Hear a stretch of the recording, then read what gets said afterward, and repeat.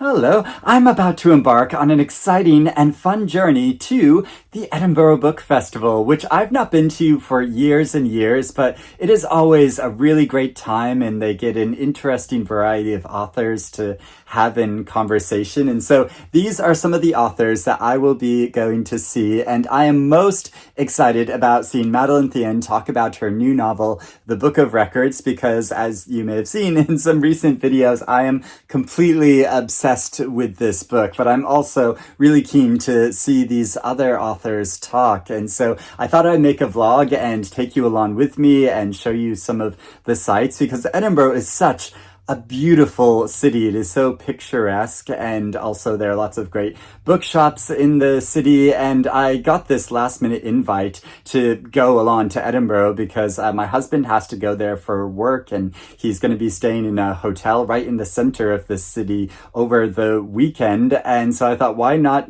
go along and stay there and go to the Edinburgh Book Festival? But it is not just the book festival. In August in Edinburgh, there is the Fringe Festival, which includes lots and lots of different events, from comedy to theater to cabaret to music. And there is just so much going on in the city at all times that you could literally just go from event to event. And I think that's what we're going to end up doing, because we've booked for so many different things. So it is quite overwhelming, but also really, really fun. And sometimes you'll see things that are not so great, and then other times really surprising new things that you didn't expect. But yeah, I'm most looking forward to the book festival and going there. And also, excitingly, I'll be meeting some members of my online book club that I have never met in person before. So that will be really lovely and wonderful. But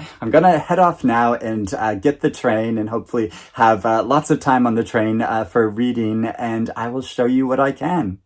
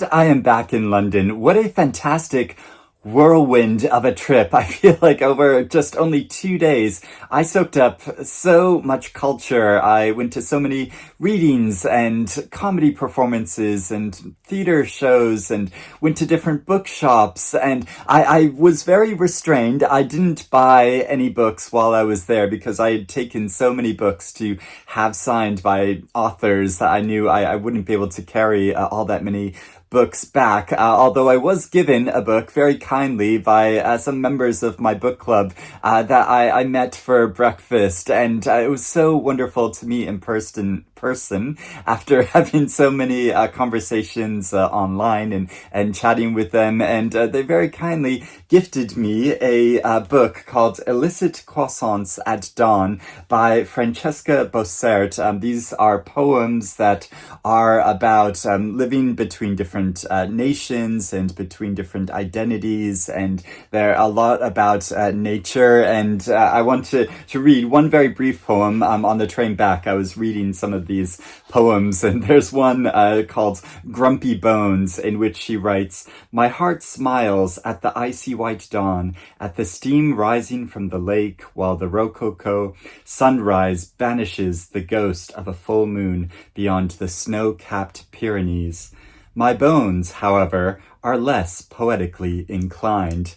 And that is so much of what I feel right now, that I'm so admiring of all this beauty and of the city of Edinburgh and all of the fantastic art and culture that I got to experience while I was there. But I feel like my bones are kind of rebelling against all of this fast-paced weekend that I just went on. And Edinburgh, even though it is an incredibly beautiful city, there are lots of hills and lots of going up and down, and because I was trying to go to so many events, there was lots of dashing between different events while shoving a chicken wrap in my face because I didn't have time to eat anywhere else. But also on the meeting with the wonderful book club members, one of them, Corinna, made me this beautiful custom-made card which has a pile of books, some of my favorite books, including one of her favorite books in between, and a wombat sat on top because I love wombats so much, and it's so sweet. I found this is so touching. This card and present and meeting the members of this club, and I love how she even got the length of the books right in the illustration. I thought that was such a great detail, and such a lovely present. But yeah, what fantastic series of shows I saw and author readings I went to. So it's been several years since I was at the Edinburgh Book Festival, and now the book festival is held in a new location in the city, or different from when I'd last been there, when it was out in a kind of park and square, and it was all tents. Now it's held at the Futures Institute, so there are a number of event spaces inside this big building, but also a giant tent outside for some of the larger events. And there's a really nice park area where they have food stalls and everyone just sitting around like reading. And one of my favorite things I saw while I was there, there was a group of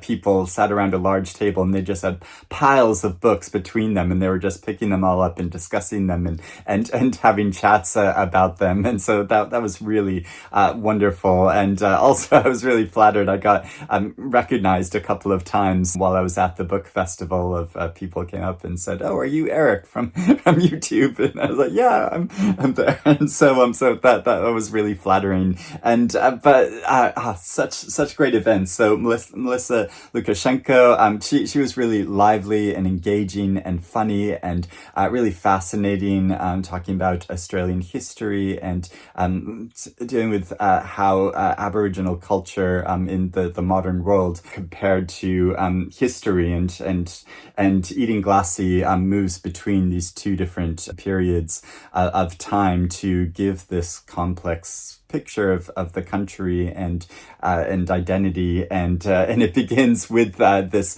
100-year-old woman having a fall, and very coincidentally, I just finished reading last week A House for Miss Pauline, the Jamaican novel, which is also focuses on a 100-year-old protagonist. And so when I went to get my book signed by Melissa Lucashenko, I mentioned this to her, and she actually took the black marker and wrote on her arm A House for Miss Pauline to remind herself to read this book as well. And I love how she drew a little flag in here as well when she was signing my book. And M. John Harrison, so fascinating to listen to him talk about his work and how he kind of positions himself as an author and in science fiction,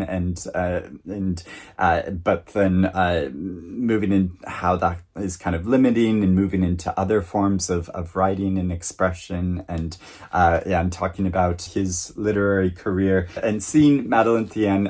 Such a special, wonderful experience, and hearing her talk with the author of Saraswati, which is a novel I haven't read yet, but I've been meaning to get to, but how both of their novels have bodies of water moving throughout them and are looking a lot at nationality and states of transition. And Madeline Thien, I couldn't help asking her while I was there, since I'd heard how she said that this novel includes a number of authors, historical figures and intellectuals from history. And I'd heard in another interview that she was considering including the author Virginia Woolf, and I couldn't help asking her like how she would have incorporated Woolf into the novel and what section of Woolf's life she would have covered. And afterwards I went up to have my book signed by her, and I was explaining how much I loved the book, and then she was sort of like, I know, yeah, I saw your video, and but I can't really talk about it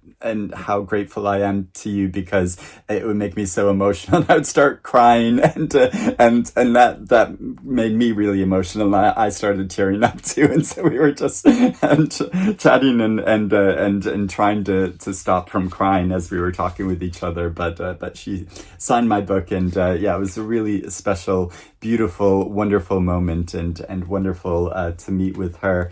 And also it was really fascinating seeing the author Jonathan Coe talk about his most recent novel, and he was also discussing genre and how he was doing his own play on a cozy murder mystery story, but also on the kind of dark academia trend in literature, and how he was incorporating that in his novel to tell a kind of contemporary story. And also a wonderful surprise, the very last author event before I had to get a train back to London was an event with Michelle de Kretser. Now, she was supposed to be in conversation with the Norwegian author Linn Ullman, but Linn Ullman dropped out at the last minute, and so the wonderful Ali Smith stepped in because Ali Smith was doing an event afterwards, and she said that she'd got a ticket for this event and she was expecting to be in the audience, but since Ullman had dropped out, she stepped in to discuss both Ullman's work and theory and practice on stage, and I sort of knew Ali was going to be on stage because before the event started, some people that worked for the festival kind of came up on stage, took Linn Ullman's book off, and put Ali Smith's most recent novel Gliff on the stage. But then it was funny when they all came out and sat down on the stage, Ali immediately took her own novel and just sort of threw it on the floor and put Ullman's book next to her, and she read sections of that book, and it was such a wonderful conversation about the form of the novel and finding their own way of encapsulating their ideas like in a unique way in narrative form, and it was such and every time hearing Ali Smith talk, I mean, she's so full of life and vigor and energy, and Michel de Kretser was so fascinating as well, talking about her work and trying to find a form to tell the story that she wanted to tell in this novel, and it was such a wonderful event, and I could go on and on talking more about these different events, and it was wonderful. I'm chatting with Ali afterwards and got to give her a hug and chat with her, and so that was really lovely too. And yeah, there's so much more I could talk about, but yeah, it was a really wonderful but kind of dizzying experience going to all these events and wanting to experience so many things, but then having to dash from event to event. But I hope I could give you an impression of the experience of going to the city, because I feel very lucky that I got to go there and had such a fantastic time. But I'd love to hear if you have ever been to the Edinburgh Book Festival, or if you ever want to go, or to the Fringe Festival, because just so much is happening in that city in August at the same time. And so of course it's very busy as well, and also it was very hot over the weekend too. So I was very glad that I had my hand fan with me because in some of the events, it got really hot, and a number of people sat next to me were remarking how much they wish they had brought one as well.